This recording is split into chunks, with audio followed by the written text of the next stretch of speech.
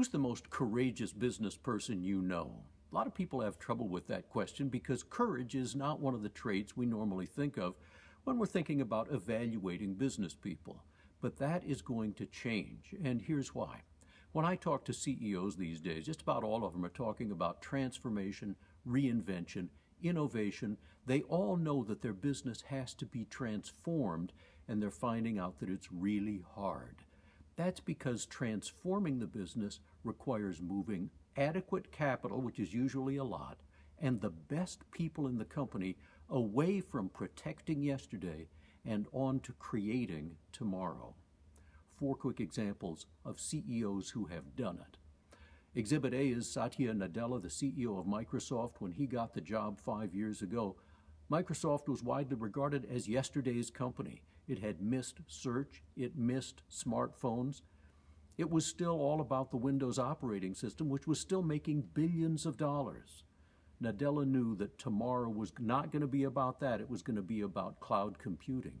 And so he did what was incredibly difficult. He took money away from the business that was making all the profit in the company just about, which was Windows, and moved it into tomorrow. Cloud computing, where there wasn't even a business. It worked. It is now one of the main players in cloud computing, and Microsoft is one of the most valuable companies in the world, up there with Alphabet and Apple and the rest. Took courage. In a completely different business, think of Bob Iger at Disney. He knew that yesterday's Disney business, as profitable as it was not going to be tomorrow. He knew that tomorrow was going to be about creating lots more content and streaming it online. And so he invested tons of money in acquiring new content, the Star Wars franchise, the Marvel superheroes, and more. And then he spent more, lots more, establishing Disney Plus, this new streaming service only 3 months ago, and it already has over 28 million subscribers. It was a big bet. It was not certain to succeed. It took courage. In another business entirely, General Motors, Mary Barra is CEO. There's a business where 3 revolutions are happening all at once, from gasoline-powered to electric-powered, from human-driven to self-driven, and from car owning to ride-hailing. She's doing all 3 at once. She knows that's tomorrow, but it's not where the money is being made now. She did something that's just as hard, some say harder, than moving capital, although she did that. She moved best people onto tomorrow. One thinks of Dan Amon, an up-and-coming executive there, a fast-rising executive who became president of the company, the number 2 executive in the whole company. She put him in charge of the business that is doing all the revolutionary stuff that will be tomorrow. It doesn't make a dime of profit today, but she took one of her best people away from what's making all the money and put him on what's going to be all about tomorrow.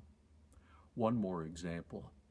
Netflix, Reed Hastings. He knew that yesterday in his business was the legacy business of renting DVDs through the mail. He knew that streaming online was tomorrow, but he also knew that streaming other people's movies was not tomorrow. He had to create his own content, and so he put a huge amount of capital into creating House of Cards, an A-list cast, an A-list director, the only way he could get them to sign with him. After all, he was a nobody in content creation back then.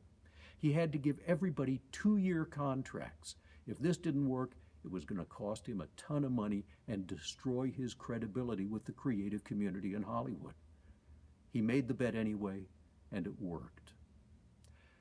Creating tomorrow means taking away the best people and the capital that are protecting yesterday.